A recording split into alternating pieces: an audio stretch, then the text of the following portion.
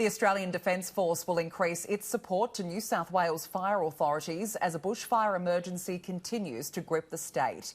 Stella Todorovic is at RFS headquarters. Stella, what will this support include? Well, Danica, Prime Minister Scott Morrison has announced that additional personnel will be sent to all 14 incident control centres right across New South Wales. This is in addition to the support that's already being provided by the Defence Force, including helicopter search and rescue, accommodation, refuelling of the helicopters and water resupply. In a statement, Prime Minister Scott Morrison says, "My ministers and I remain in constant contact with our state and territory counterparts and fire chiefs. We stand ready to deliver whatever extra help they ask of us." RFS Commissioner Shane Fitzsimmons this morning welcomed this decision. What these officers will do is talk to our local incident controllers, the incident management teams, but importantly the recovery teams that are starting to do the rebuilding area in those locations, with a view to, rather than us asking for what we think we need, these officers will also be able to offer up suggestions and ideas about assistance they might be able to provide that we may not necessarily have given some thought to.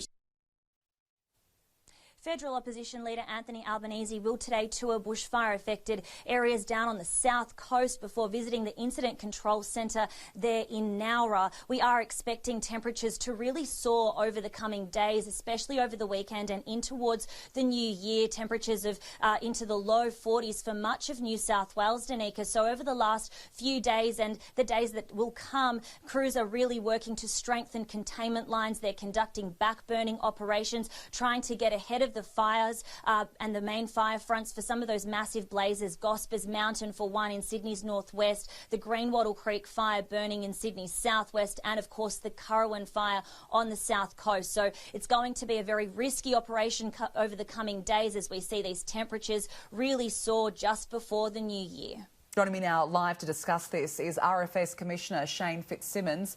Commissioner, appreciate your time this morning. Some much-needed assistance being given in the firefighting effort. Yes, good morning, Danica. It's just another level of assistance that we're engaging with the Commonwealth.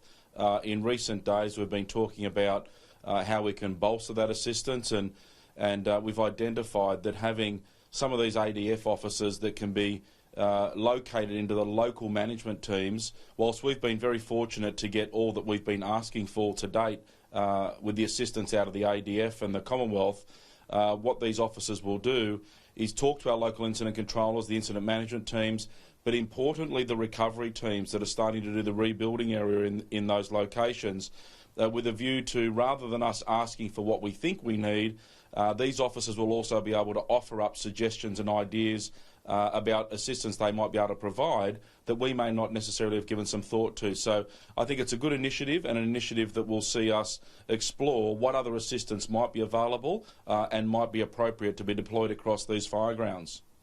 And the last couple of days have seen some reprieve on the firegrounds. What have firefighters been doing? Oh, they've been doing an extraordinary amount of work, Danica, and particularly with the establishment of and the consolidation of containment lines. We know the conditions are going to deteriorate over the coming days. So over the last few days, crews have been out in some pretty rugged and remote terrain. They've been cutting hand tool lines, they've had small machinery in, creating fire breaks. But importantly, they're doing very tactical and strategic backburning operations from the ground, with the firefighters on the ground, the men and women hiking through the countryside to get these lines in. But they've also been supported by aircraft. We've got specialist operators in aircraft that are doing aerial ignitions to help support the control and the spread of the fire, controlling the intensity and heading that fire into the direction that we want that fire to go, to create the break and to burn back towards the main fire front. We've also seen crews on the ground firming up property protection, and again aircraft supporting them, particularly the large air tankers, with retardant lines trying to build containment options in and around active fire edge that's still very remote and difficult and too dangerous to access, because we know fire behaviour will increase as we see the fire danger ratings and the conditions increase with this hot air mass that's coming across New South Wales over the coming days. And which fires or areas of New South Wales are particularly of most concern as we are coming into these worsening conditions? So we've still got 70 fires burning from the Queensland border right down to the south coast.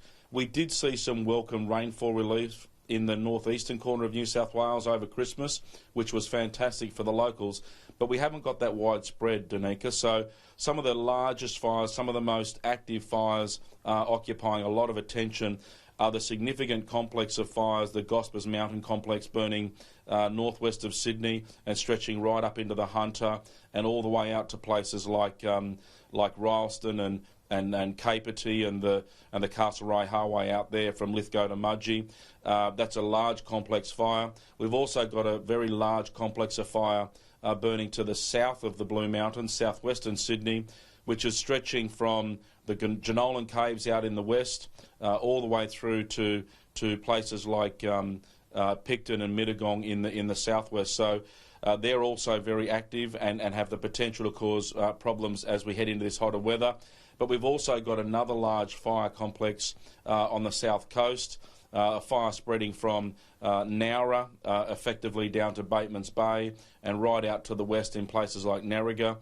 That fire is still very active and crews are doing a lot of work. So we've got a lot of fire grounds that are burning, large, complex, difficult fires that are burning, which will all be susceptible to the hot, dry and windy conditions that we're expecting to see as we head into the new year.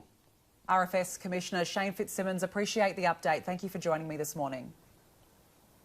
Thanks, Danica.